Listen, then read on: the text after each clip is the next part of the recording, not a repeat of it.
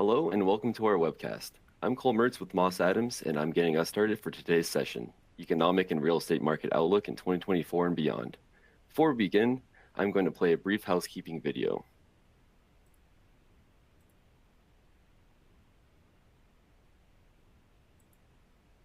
Welcome, and thanks for joining.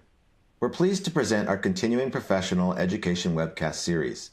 Before we begin, please keep the following in mind. You can customize how you view our presentation and interact with the presenter. For better viewing, close all other applications and turn up your speaker volume. You can adjust window size and placement or enter full screen mode using the controls at the top right of the window or dragging the bottom right-hand corner to resize. At the bottom of your screen, you'll see a series of icons that relate to a different aspect of our session. You can download a PDF of today's slides from the Slide Deck and Handouts widget. You can ask questions by typing in the Q&A window and clicking Submit. We'll do our best to answer all questions or follow up via email. If you experience technical difficulty, refresh your browser by hitting the F5 key. Today's session offers 1 CPE credit. To receive credit, you must meet the National Association of State Boards of Accountancy requirements. You must attend at least 50 minutes of the session and respond to at least 75% of polling questions. To participate in the polls, please check the button next to your answer within the slide window and click Submit. We'll track your progress and alert you when you've earned CPE credit. You can then click the certificate icon in the CPE Progress widget and download your CPE certificate. Don't worry if you can't download your CPE certificate today. We'll email you a copy in 2 weeks. If attending this webcast in a group, you must complete our group CPE attendance sheet, available in our slide deck and handouts widget to receive credit. Please have all group members sign it and send only 1 sheet per group. CPE credit can only be awarded to participants registered as themselves and isn't available for participants who view the on-demand version. This presentation is not legal, investment, or accounting advice. We encourage you to seek the counsel of a professional service provider to apply this content to your specific circumstances.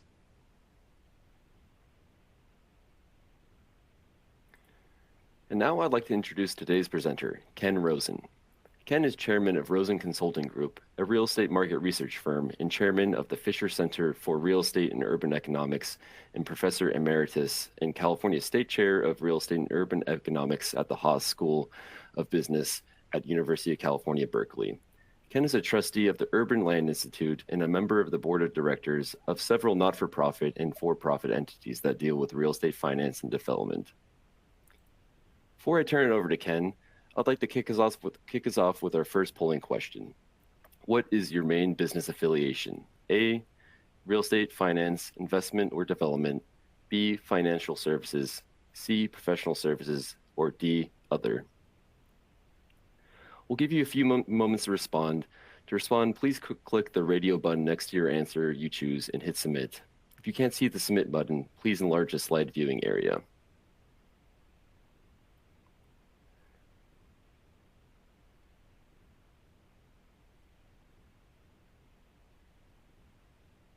Give it about 5 more seconds here.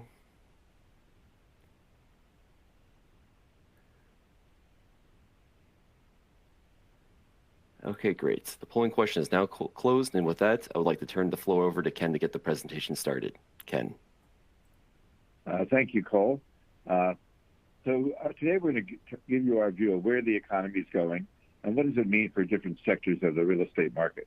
And we've done this a couple of times a year, I think, for our friends at this group, and hopefully we'll get some good questions as well. So let me start by saying the economy and labor markets have been surprisingly resilient. Recession really is not on the horizon at the moment. Retail sales growth has been slowing, but still positive. Inflation has been slowing, but still running about 2% or so, and it's heading to the Fed's target of 2%. Overall inflation numbers have been coming down. Goods inflation is actually now negative. Service inflation is still running, though, in the 5% range, and that's a lot of the economy is in the service sector. The Fed is really the key. What are they going to do next? They paused interest rate increases for the last year. A year ago, they moved rates to 5.25% to 5.5%, and they're still at that level. They gave us some indication in June that there's going to be one rate cut for the rest of this year and then 4 more next year. But the market now is expecting 2 rate cuts in 2024. A lot have changed in the last 2 or 3 weeks. And so I think the market is now projecting the Fed to be a little bit more aggressive at moving rates down. Real estate, of course, has had a tight credit availability. But the most favored product types are still able to get capital, not easily, but better than one might expect. Spreads have contracted for everything, but including real estate. But floating and fixed rate debt costs are now double where they were 2 years ago. So that's a big, big deal. Cap rates, which are a measure of valuation, are up 100 to 150 basis points.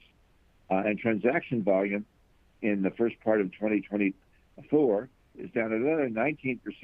It was down 40 to 50% last year. So transaction volume is still not picked up at this level. We do have delinquencies, defaults, and foreclosures rising, especially for the office sector. And I think it's important to say that leasing has been especially weak in the older office buildings, moderately weak in industrial and Sunbelt apartments and life sciences, but it's improving for coastal apartments, for strip and street retail, and quite strong still for single-family rental, and of course data centers are in a boom world. So we're now going to really go through in some detail what we think is going to happen. Hopefully the slides will move here. The slides are not moving. Okay. That's okay. So we do think that 2024, the second half of 2024 and 2025 are going to be some of the best investment environment we've seen in almost 3 decades. Early 90s was, again, that type of period. We can buy assets today at discounts to replacement costs, between 20 and 75%, depending on the sector and geography. But we're waiting for capitulation by sellers and debt holders to accept this new value decline. We'll show you some details there. Real estate credit conditions are improving, especially for industrial apartments and CMBS, but office is still redlined. And we still, for most product types, have negative leverage. That is, people, if they buy something, it's going to have negative leverage, so they are going to refinance later, they hope at a lower mortgage rate. So we'll find out if that's going to be the case. Long-term mortgage debt is in the 5.5% to 7% range, but we have to wait and see what the Fed does over the course of the next 6 months. And entry cap rates, as I mentioned, are 100 to 150 basis points higher than they were in 2022. But cap rate compression could well happen if long rates come down. The fundamentals should improve, and supply-demand balance should be better by 2026, 2027, but it's very dependent on the property type and geography. So here's the best guess of how much values have declined since the 2022 peak. And I think this is from Green Street Research, and we've seen a very, very good set of analysis by this group. Office building values on average are down 37%, apartments 22%, industrial 17%, and retail, some of the smallest declines, about 15%, depending on what type of retail we're in. And hotels have had the least decline in value. They had that happen during COVID, and they've recovered substantially. The background is that the economy has done very, very well. We lost 21 million jobs during the COVID recession, but by the end of this year, we've now recovered 26 million of those jobs. So we're up 5.7 million jobs. And you can see if you look at the lower right-hand corner, lower right-hand numbers, the monthly numbers have been running 100 to 200,000 per month. So we're definitely still in recovery mode. Very strong in leisure, hospitality, healthcare, construction, but very weak in the tech sector. Still layoffs happening there. And professional services have also been weak. Unemployment rate is running at 4.1%. That's the orange line, and that's a full employment level. Been edging up a little bit, but we're still showing very few signs that we might enter a recession. We do all this work by market, and we see that the Sun Belt markets have still been very strong in terms of job creation. Now, it turns out supply has been stronger, and so it's an issue. And a number of our older metropolitan areas, the growth has been very slow. But we have had job growth almost everywhere, with 4 or 5 exceptions in the country. And population growth, which of course follows the job creation, has been quite strong in the Sun Belt locations, and weaker in the older urban areas, and weaker in most parts of California. The big positive here, and again, it's not a political issue, it's just more people. We've seen a very big surge of international immigration again. The orange line is the legal immigration. That's up to about 1.2 million a year. And that is really almost a peak level that we had in the last set of decades.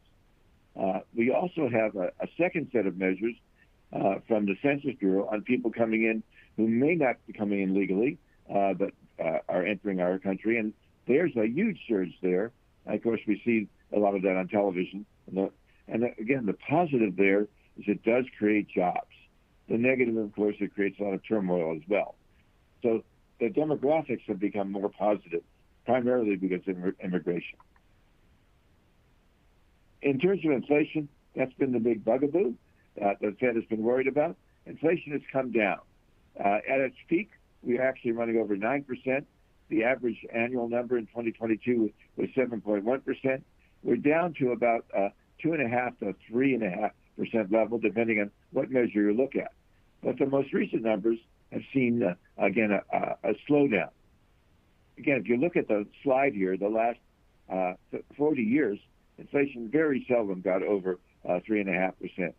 And this surge that we had during COVID and the COVID reopening is the biggest surge we've had since the late 70s.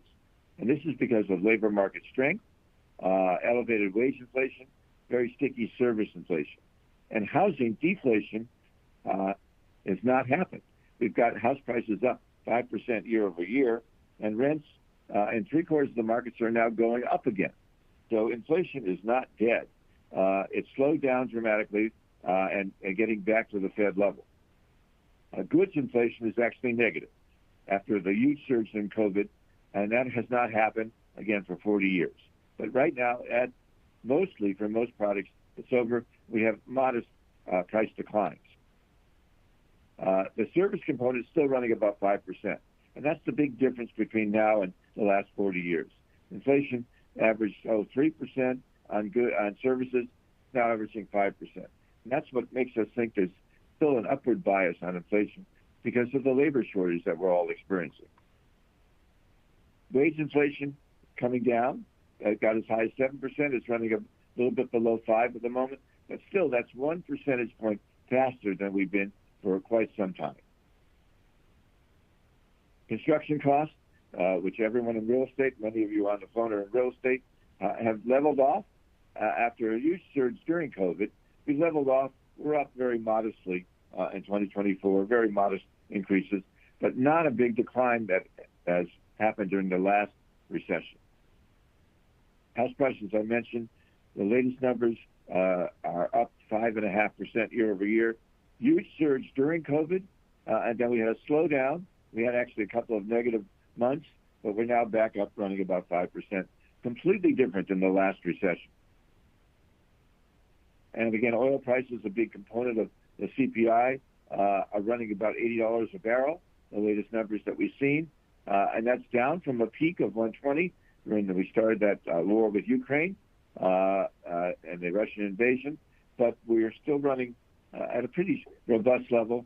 Again, it affects us all through heating oil and gasoline prices. The consumer, however, is not feeling great. And unlike the previous decade, where consumer confidence was pretty strong, consumer is feeling better than during the bottom of COVID, but not feeling good. And just to show you in that box, 56% of consumers feel that we're in recession.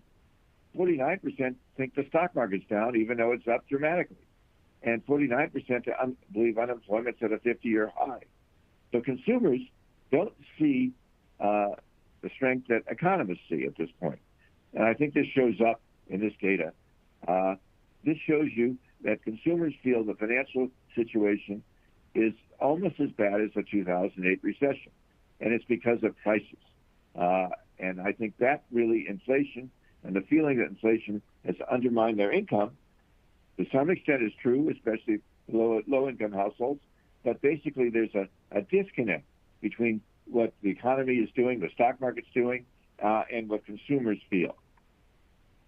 And I think the high level of prices compared to pre-COVID is the problem. Whether it's food or gas or rents or interest rates, people do feel negative.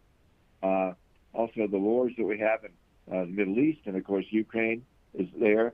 The election and partisan divide, we've never seen anything quite this dramatic in some time. And especially low and middle income consumers feel they're running out of their excess cash. And we do see rising delinquency rates for car loans and credit cards. And we've got layoffs in the white collar sector, especially tech and professional services. So people do not feel the strength that the stock market feels in the economy. And income growth has been slow. It's positive, but it's slowed down compared to where we were a year ago. Still up 1.1% year over year. So how does this translate into real estate? Well, real estate, the key thing here is interest rates. And we've got have had interest rates on the long end move up to 5% last October. They then hit the end of the year about 3.90. They then went up again much of the spring. They hit a level of 4.70. But we've now had a big rally in the 10-year Treasury. We're down to 4.16 today on the SDL line, the 10-year Treasury. And so interest rates have come down some, but not on the short end, not on credit cards. The Fed has kept rates constant in the 5.25% to 5.5% range, and that's where we are today. The Fed is likely to cut, but it hasn't happened yet. But rates are high relative to where they've been in the last 2 decades, and I think that's what people focus on. The Treasury bond spread is inverted. That is, the short rate is about 100 basis points higher than the long rate. This inverted yield curve, every time in the past, has indicated a recession is about to happen. It's not happened. And at this point, it looks like it's not happening. The Fed also tells us where rates are going to be. And this is the June dot plot. And they're talking about 1 rate cut this year. And each dot is a Federal Reserve Board member, so between 1 and 2 rate cuts. They're talking about 4 rate cuts next year and 4 the year after, and getting back to a level of about 3% on the short interest rate. The blue line is what the market expects. The market expects rates to be cut in alignment with the Fed this year and next year, but then they think they're going to stabilize at the 3.5% level, not the 3% level. But pretty much consistent. Lower rates expected in the marketplace. And this all assumes that inflation gets back to that 2.5% to 3% level. The other thing that's happening that no one really talks about very much is what we call quantitative tightening. That is, the Fed is reducing the availability of money in the economy.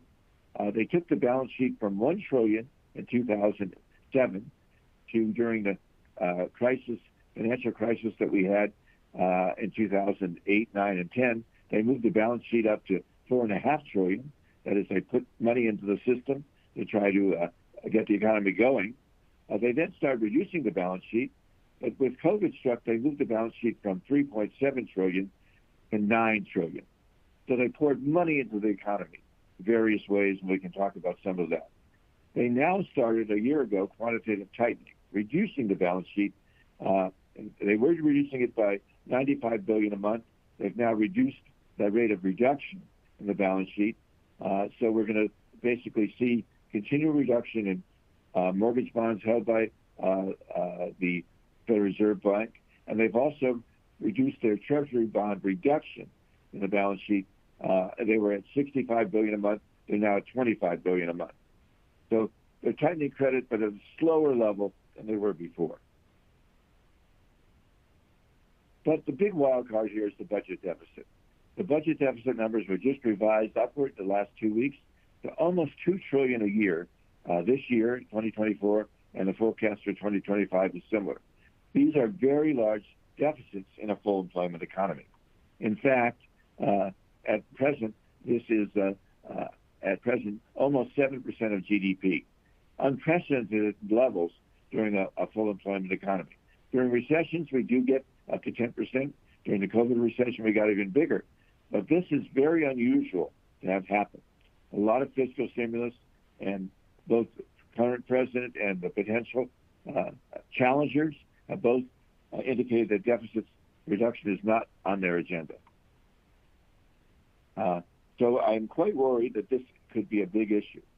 So what does this mean for interest rates? Well, we look at something, economists look at something called the real rate of interest.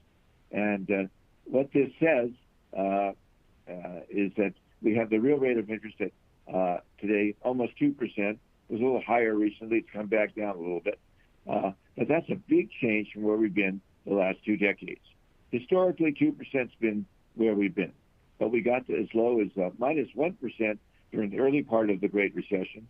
And during the COVID period, we got to another 1%. So that is very unusual. But now we're at a more normal rate. And the question is, will the economy continue to function well at that rate?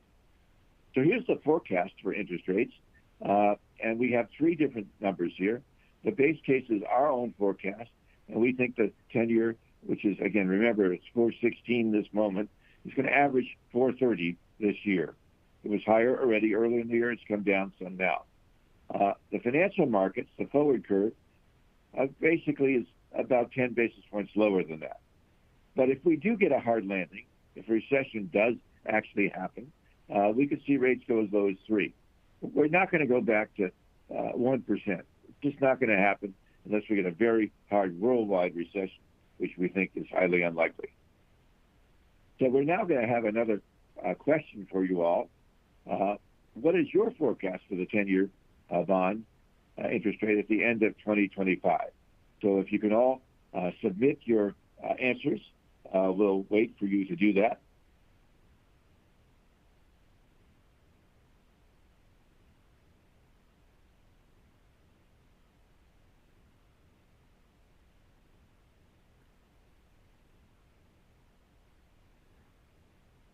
We'll give the polling question about 5 to 10 more seconds here, so please make sure to get your answers in.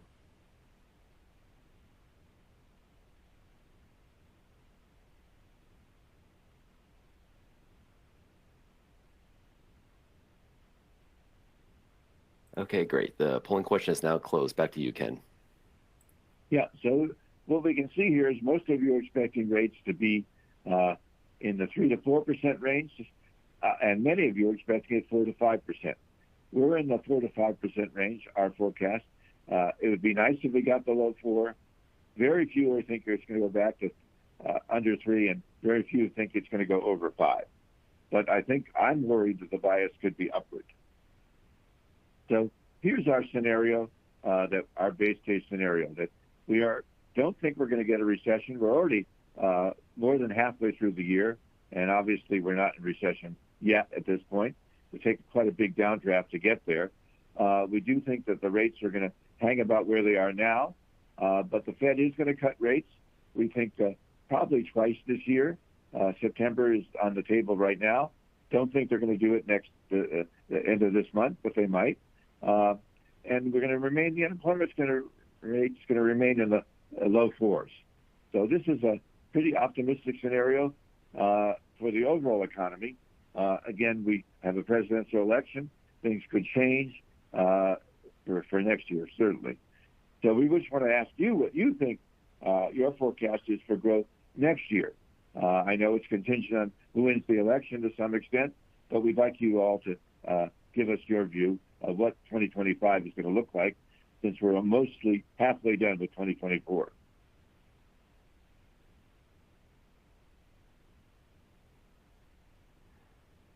Just as a reminder, our answer choices are A, deep recession, B, shallow recession, C, modest recovery, and D, strong recovery. Give it about 5 to 10 more seconds to get your answers in, and we'll close the poll. And just as a reminder, attendees must answer 3 out of 4 polling questions to be eligible for CPE credit.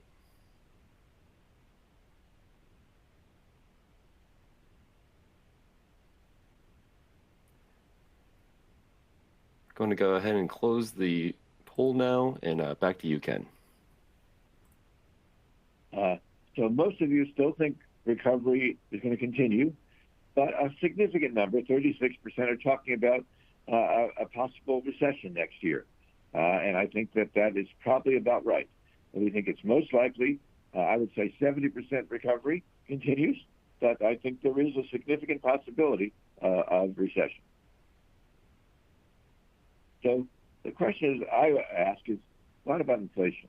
Because inflation is the wild card here. That's what the Fed can affect rates and affect real estate and all the economy. So I think there are 5 reasons to think inflation might be surprisingly high. Not 2%, but might be we think, the 3.5% range.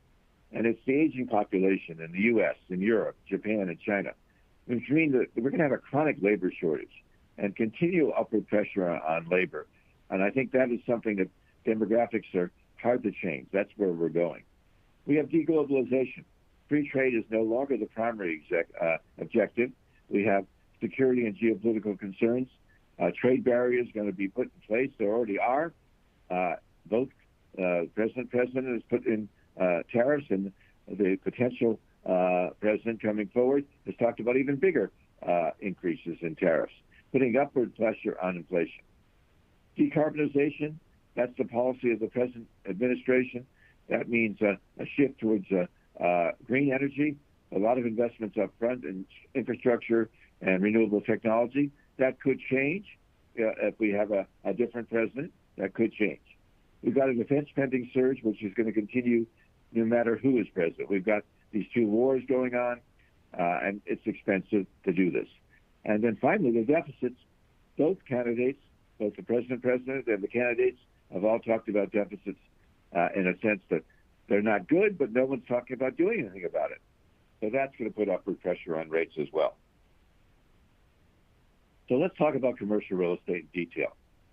The next slide just shows you that roughly half of all lending in commercial real estate comes from the banking industry, whether it's the regional banks, which is a maroon color, or the national banks, the red, or the international banks, the gray. And that's a big component of what's going on. But there's been a very big outflow of money from our bank deposits, which is the red at the bottom, to money market funds. And this all started about a year and a half ago. And we basically have almost $1.2 trillion has gone to the money market fund world, where they're paying over 5%. Banks are generally not paying that level. Some are, but many are not. And there's also a fairly big unrealized loss in the banking system, somewhere between $500 and $700 billion loss that has not been taken. The yellow is that they have to mark to market, but the red is not have to mark to market. So the big question is the regional banking system, what's going to happen there? And that is a big question on the availability of credit for commercial real estate. The mortgage-backed securities market, which is, again, very active in the commercial real estate area, has shown a big resurgence this year. Annual rate running through June is $93 billion, some of the highest levels since the late last decade. So this is a very strong level, and financing is available through this technique. The spreads, the blue line is July spreads. They've come in a lot. They're very similar to 2015, which was a normal market year. They're a little elevated, and especially for the risk piece. But look at March 2020, the beginning of COVID, or 2016, February. They were very high spreads. That was the Chinese currency crisis. But we're nothing like we were in 2007, where spreads are very tight. So we're almost back to a normal situation in that CMBS market. The volumes of mortgages maturing are going to show up as pretty strong, over $500 billion a year over the next 2 or 3 years. So that's a problem, because rates have doubled. Interest rates have doubled. And so refinancing is difficult. People have to put in more equity or kick the can down the road and extend in some way or another. And it shows up already in large delinquency increases, especially in office loans. And again, this is the latest data for June. Office delinquencies have risen dramatically. Other product types have been elevated, both retail and lodging, but they're not getting any worse. Apartments also showing some increase. Again, the reason for this is the doubling of interest rates and the increase in cap rates of 100 to 150 basis points. We expect to see this continue rising, especially for office and apartments. And where are cap rates? So as you know, cap rate is a key measure that we all look at. Cap rates have gone up from their low point, which was really 2021. Apartment cap rates have moved up from the low fours to the low fives. And the same thing with industrial, has moved up from the low fours to the mid fives, low to mid fives. Retail cap rates have remained elevated, as have office cap rates have gone up substantially, almost 200 basis points. And this is really a measure of the investor demand. Now, it's important to say that sales volumes are down dramatically. They dropped 40 to 50% last year to 380 billion. The annual rate through May has dropped even further this year. So we're all waiting for the recovery, but the boom years that we had, 21 and 22, are unlikely to recur for some time. Transaction volume in the first quarter of this year is down for every product type except for office. There are more office buildings changing hands, and almost all of these have been San Francisco and New York, as people have been foreclosed upon, and they're auctioning these buildings off at a much lower price. In terms of returns, again, we have data through the first quarter. We'll get second quarter pretty soon, but the office is showing a decline of another 16% this year versus last year, 2.8%. We are seeing, 2022 is 2.8% decline last year, and this year is about the same. Apartments, again, about 7% decline. Industrial, 3 to 4%. Retail, basically flat, and hotels up. But we think these numbers understate the true problem. The declines are probably twice as much as they show in this chart as people finally mark to market. In terms of product types, there's oversupply in self-storage and life science. In office buildings, certainly A minus, B plus. Office buildings, B and C office buildings. CBD hotels in many markets have not bounced back fully. And of course, B and C malls have been in some distress for some time. Other product types, we have a little bit of oversupply, whether it be Sunbelt and Mountain State apartments, whether it be single family, whether it be industrial. We're seeing vacancy rates go up and cap rates go up. So we have a little bit of oversupply. Again, the extent, at the other end of the extreme, we have a shortage of data centers. There's a huge boom of development going on. Coastal CBD apartments are pretty much in equilibrium. And class AAA office, if there is such a thing, there is some, and grocery-anchored retail are holding their own at this point. So I'm going to take you through each product type in the last half an hour that we've got. And I'm going to start with multifamily and single-family rental. So we have overbuilding in many Sunbelt and Mountain West markets. But it's going to be challenging, but only for a couple of years because we're stopping the construction or slowing it down dramatically. The coastal markets are actually improving because of low levels of construction and improving demand. And turnover due to home buying has decreased because of the higher mortgage rates. So we have much lower turnover rates taking place in the coastal metropolitan areas. Single-family rental continues to outperform traditional multifamily rental. New construction is falling quite dramatically because of construction costs, lack of financing, and oversupply. And we still worry about this idea that rent control is a good thing. We had an announcement yesterday that they're talking about having nationwide rent control at 5% rent increase. Terrible mistake, big error. And it's a matter of policy that is very attractive to many people. But rent control does not work. As an economist, it is not a good strategy and will not make things better. We've also had a huge surge in property insurance costs, especially in Florida and California. And that's a big issue for many people in the marketplace. Show you the numbers. Roughly 34% of Americans are renters. That's down from 37%, but it's edging back up again because of the cost of single-family home ownership because of the surge in interest rates. Affordability is still very tight for many people because of again, the rise in rents that we've seen, but still not as bad as we were in 2000 earlier in the last housing crisis. Roughly 32% of young adults are living with their parents. It is hard to believe that's the case. They want to be renters. So we do have a lot of young adults who are potential renters who will become renters. But it's been a permanently higher percentage of people living with their parents since the Great Recession. Again, they haven't had enough income to be able to afford to rent, or they're saving up to buy a house. We do have very good demographics. Over the next decade, you can see we still have roughly 4.2 million households turning age 18, which is when they enter the housing market, first as renters and then eventually as homeowners. And looking at the dynamic of this decade, the orange line, we can see it's slower growth in the young households, 1.8% versus last decade.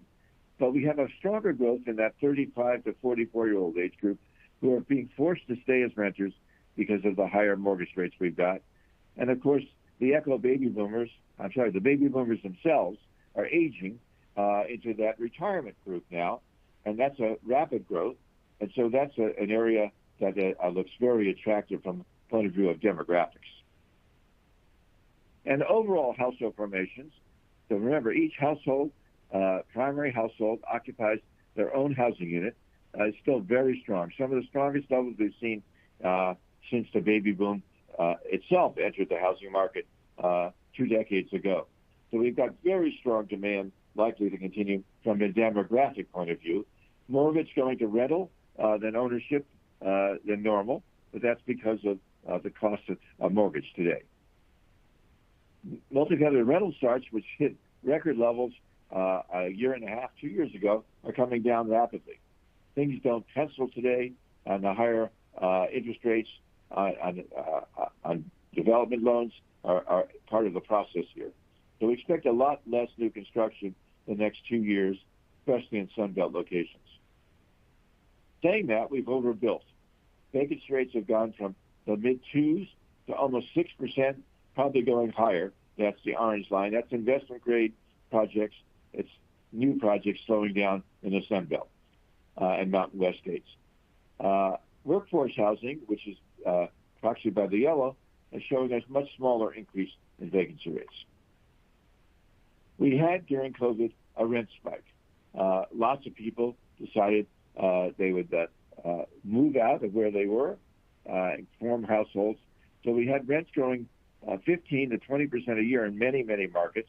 We're down running to about 1.2% a year now. That's the orange line. The official census data is still showing roughly 5% rent growth, but it's a lag number compared to the marginal numbers that we see in the red line. And I do track this by market. So year over year, we see a big discrepancy. The top markets, which are Miami, Manhattan, Chicago, Boston, Orange County, D.C., are all showing substantial increases in effective rents. And the markets that are most overbuilt are Austin, Atlanta, Dallas, Orlando, Phoenix, Nashville, Charlotte, are showing rent declines. So it's a bifurcated market. The rent declines will eventually stop as we stop new building, and things will get back to equilibrium, but it could take another 18 months to get to that level. If you look at the most recent data, which is just looking at the last month, the last 2 months, we see a little bit more stabilization, but really some of the same markets are showing more strength, and we still have weakness in some of the same places. It's going to take a while for this to resolve itself. And if we go back over the last 4 years, since the beginning of COVID, I think we see what we all know, that the top 3/4 of markets have shown rent increases from 15 to 40%. And that is where the squeeze is coming in. And they include, obviously, places we all think about, Florida, the mountain states, but also include the Inland Empire and San Diego in Southern California, which are really quite a bit different than what's going on in Northern California, which still show very modest rent increases. Or in the case of San Francisco, rents are not even back to the previous levels that we had 4 years ago. So it's a very bifurcated market. Going to choose your markets, choose your sub-markets very, very carefully. We also have, I mentioned, the big increase in insurance costs, up 40% year over year. This is a real problem in California and Florida especially, but it's happening all over the country, especially in those two places. And returns have been negative because cap rates have gone up and rent growth is flat. So this is not anywhere near as bad as it was during the 2008, 9, 10 period, but it's certainly approaching that, an average of 15 to 20% decline in values. Senior housing is an area that we like demographically. It's very strong.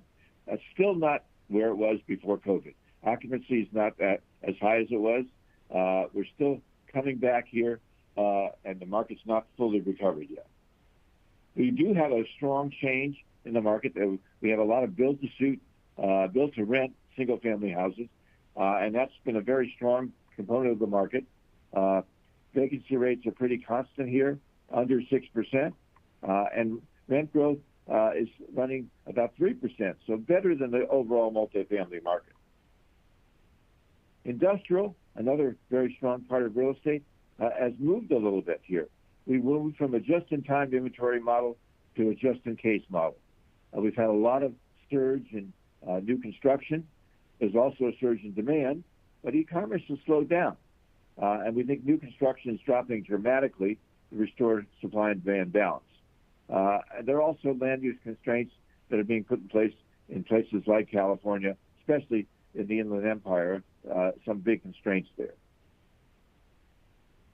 We have imports still surging, up 13% year over year, but we have also the cost of bringing stuff from China to the West Coast has also almost done a little bit more than doubling.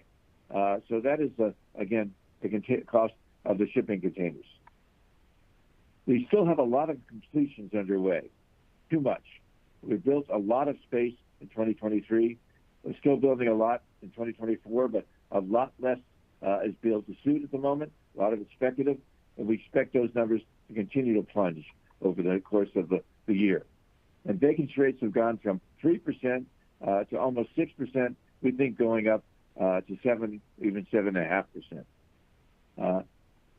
Again, each market is different.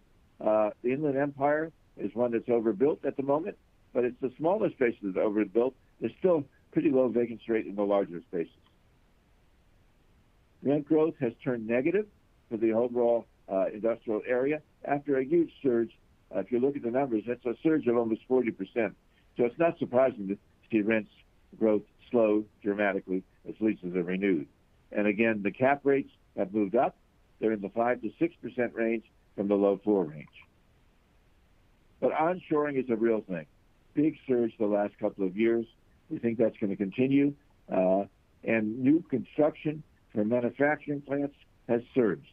Again, it's partly a function of federal subsidies, but also the desire to be closer to your customers. And returns in industrial, it's been one of the best performing sectors. Again, it shows a number of under 5% negative. It's really, the actual number is probably 15% negative after a period where we had a 40% in 1 year return in industrial as cap rates plunged and demand surged. So the office sector is the most problematic sector. Work from home is here for the foreseeable future.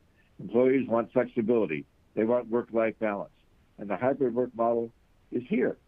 And so there's been a surge in sublet space as companies cut back the amount of space that they're using. And so there's a surge in availability.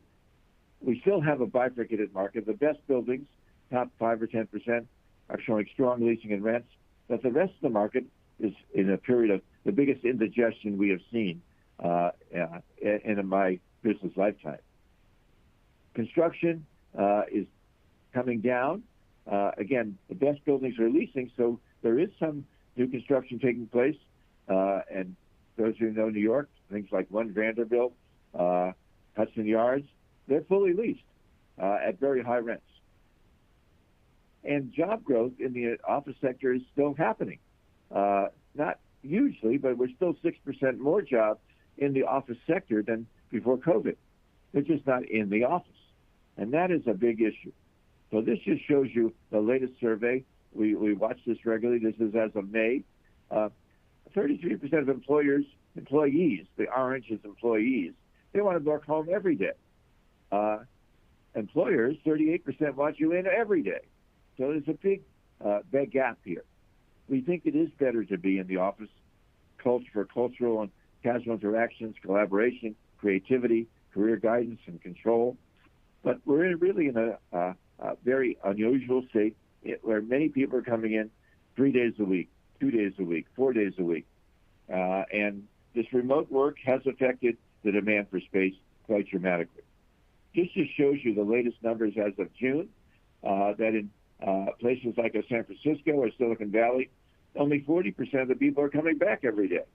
In the Sun Belt, it's greater 60 to 70%. New York, it says 52%. So this is a big problem for owners of space. But I thought I'd show you New York in a little more detail. This is from the Real Estate Board of New York, and it shows that unlike the previous data, which is Castle data, it shows that roughly 70% are coming into the office every day. But again, it's a Tuesday, Wednesday, Thursday, somewhat Monday, much less on Fridays. But all of this is translated, if you sum it all together, the office vacancy rate levels are at all-time record highs. And we're 22.8% in CBDs and 22% roughly in suburban. So again, it's a somewhat of a distressed market in the sense people are giving back space as their leases are renewed. Again, it's bifurcated. And this just shows you Manhattan. The best buildings, the vacancy rates, it's still high, but it's pretty low, 13%, 12%. But the buildings that are not as good, commodity buildings, it's over 20%. So this is true all around the country. The best buildings that are doing better, but again, it's a problem for the overall industry. Net absorption, it's been negative for older buildings. The very newest and best buildings are having positive net absorption. But the numbers, again, the aggregate vacancy rate's over 20%, and we're having negative performance in the sector. Mark-to-market numbers, some buildings are selling at a quarter of what they were just 3 years ago. So now retail. COVID has actually hurt retail very badly, but now there's coexistence. Physical retail activity is picking up, and e-commerce has slowed. Especially interesting is neighborhood retail, grocery-anchored retail. CBD retail has lagged behind because people aren't coming to the office. Retail space construction is slowed dramatically, as one would expect. It's been true for a decade. As a result, retail sales growth is doing okay. In-store is up 4.5%, 3.5% to 4.5%. E-commerce is slowed, no question. And this is the actual data as of the end of last year. Brick and mortar is up 3% year over year, and e-commerce is up 7.5%. Vacancy rates are coming down. Our data show about a 7% vacancy rate, but others have it coming down further. Again, the internet has leveled off as a source of demand. Grocery stores are doing pretty well. Warehouse clubs are doing pretty well. Department stores, though, have declined dramatically, and there's just going to be a lot less survivors as people are continuing to cut back shopping at department stores. Again, retail, one of the best performing sectors after, again, a decade of underperformance. Hotels, occupancy rates are still below their peak, but the ADRs a surge, especially in the luxury sector. And again, hotel construction has been at pretty low levels after a boom. COVID pushed that down dramatically. Actual travel, the maroon line, which is 2024, you can see all-time records. People are traveling again. despite the fact that we've had a COVID resurgence. And occupancy is not at the peak levels, but pretty close. So people are traveling, again, for business and leisure travel. And here's the latest numbers that we have. And if you look at RevPAR is up for every category.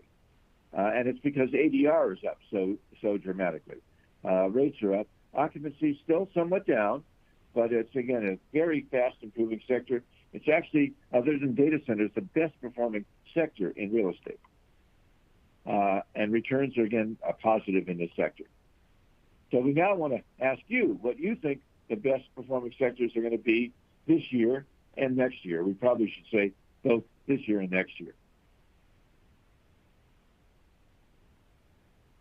Hi, and as a quick reminder, to be eligible for CPE credit for today's webcast, you must answer 3 out of the 4 polling questions.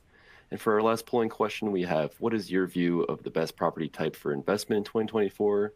A, office, B, apartments, C, industrial, and D, retail.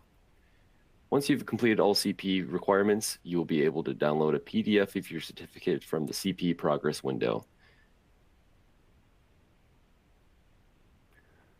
Give the question about 5 to 10 more seconds to get your answers in.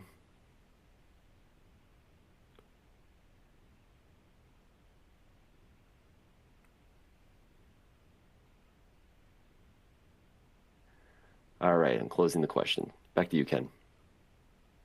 So, again, the overwhelming choices are the ones that people want to be in, apartments and industrial. And they both have been the best performing sectors the last 5 years, and people think that's going to be happening going forward. No one feels very good about office. I think retail, you might want to change your views here. I think retail is going to surprise people on the upside. All right, well, finish it up. We'd like to talk about the election and what does it all mean. So if Donald Trump were to win the presidency, we now have a Trump-Vance ticket, there'd be some pretty big changes. Foreign policy, we'd scale back our NATO alliance and maybe withdraw from NATO. Trump has said he's going to end the Russia-Ukraine war in a day. There's going to be a lot more border controls, troops at the borders, actions against cartels. There's talk, I can't believe it would actually happen, but of deportations of people here not legally. There's also going to be a lot more emphasis on slowing immigration from abroad. He's talked about a baseline tariff on all goods, and especially on Chinese imports and investments. I think we're going to could see a lot of changes in government itself. Certain regulatory agencies would be curtailed. The president would try to amass more power over our foreign policy and our national security. Again, a lot of pro-American energy policies. That's been a big emphasis. If we still had a re-election of the Biden campaign, I think we'd see a lot more of the same. But he's talked about, again, increasing taxes on companies, overhauling immigration policy, but again, allowing a lot more people to come in than might be under a Trump regime. Things on gun regulation, again, a lot more climate policy, imposing very strict energy standards. So it would be a stark difference from where we are today if we get a regime that is quite different in terms of both Congress and the presidency. So what would we do for this year? And I should say we should change this slide, 2024 and 2025. This is a lot of things that we think make sense to do from a real estate point of view. Data centers are going to be hot for the next couple of years for sure.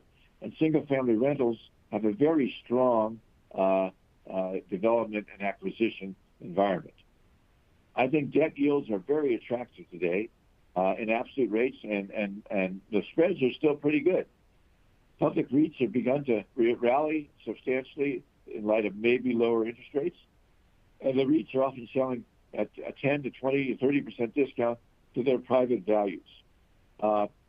Rescue capital, again, a lot of our funds are doing that, and I think that could be very attractive. I would not at this point hedge financing costs because the hedging costs have come in, but they're still at rates that are too high.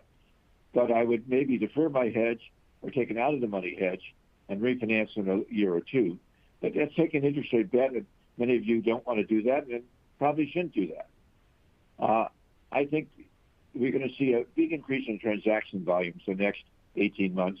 So it might now be the time to harvest some of those gains through a 1031 transaction or an upgrade transaction. And if you can find assets that are under leased or have a lot of leases that might roll, could be a very attractive place to be if you're way below the market, especially in some of industrial areas. Development, still attractive if you find the right geography and the right product type, but it's going to be more, I think, a little bit more speculative than it has been in the past. I like the idea of redeveloping mixed-use prime retail. That's pretty interesting. And realize that I wish I could tell you I know for sure we're right, but stress test things. We could have a recession in the next 18 months. Could happen more soon. So I'd watch that pretty carefully. So I think we'll stop at this time and see if we have questions from the audience. We have a lot of people online, so we'll try to get you guys to ask some questions. And we have a few already. The first question that we have is the projection for single-family rental. So we are very positive on single-family rental as a place to invest. We think there's a lot of people who either don't want to or can't qualify for a mortgage today. So I think that is a big area I think that would be attractive. For single-family for sale, inventories have come up quite a bit the last few months, but I think if mortgage rates come down at 50 or 75 basis points, there's a lot of pent-up demand demographically, and people might well, again, move into single-family. We're building about 1 million single-family units, and that is, I think, going to drop a little bit, but not a lot at this point, because the demographics of people becoming homeowners from the Echo baby boom are very, very big. The next question is Southern California single family. I think Southern California and California as a whole has a problem. Our house prices are still double what they are in many of the Sun Belt locations. And so we're finding a lot of people in the middle class and upper middle class leave for lower house prices and lower taxes. And of course, we've seen companies leave. The latest one is Elon Musk, but that's probably more political than anything else. But this is a problem. California is not growing the way it used to grow. So the next question is, what is the best sector for senior housing? And I think, again, independent living is the one that's least fraught with issues, but memory care, assisted living, we're going to need a lot of that. There are a lot of baby boomers who are going to turn 75 to 85, and they're going to need that. So I would say if you can become an expert and align with people who know how to do that, I think there's a lot of money to be made there in that sector.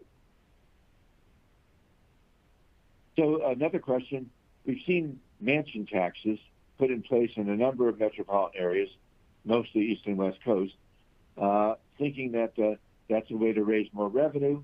And I think, unfortunately, this is going to probably continue to happen. We do think that taxing single-family housing excessively is not a smart move. But, again, localities are desperate for revenue. So we might well see more of that happen as we go through time, especially in the blue state locations. We have time for one more question. If someone has one, we'll try to get to it if we can. Let's see, I'm just trying to look through the list here. No, I guess we don't have another one at the moment. And there is one. How about the New York metropolitan area? Well, we're seeing some of the best job growth in the country and the best apartment rent growth in Manhattan. Manhattan is back. 70% of people are back in their offices. So we do think there's a lot of, discrepancy there. San Francisco back much more slowly than New York. So I want to thank you all for listening. I think that our time is up here, and I appreciate you listening and asking questions to our event. I'll turn it back to the moderator. Excellent. Thank you, Ken, for a great discussion today. Due to the proprietary nature of our presenters' slides, we are unable to share them publicly at this time. However, a recording of the webcast will be sent to you within 24 hours. If you met all CPE requirements, your certificate is available to download now in the CPE progress window. A copy will be emailed to you within 2 weeks should you have any difficulty downloading it now. And as a reminder, if you attended today's presentation in a group and would like to receive CPE credit, you must complete the group attendance sheet found in your console. Finally, here is a link to an online survey for today's presentation. Thank you for joining our webcast, and we hope you'll join us again next time. Take care. Bye.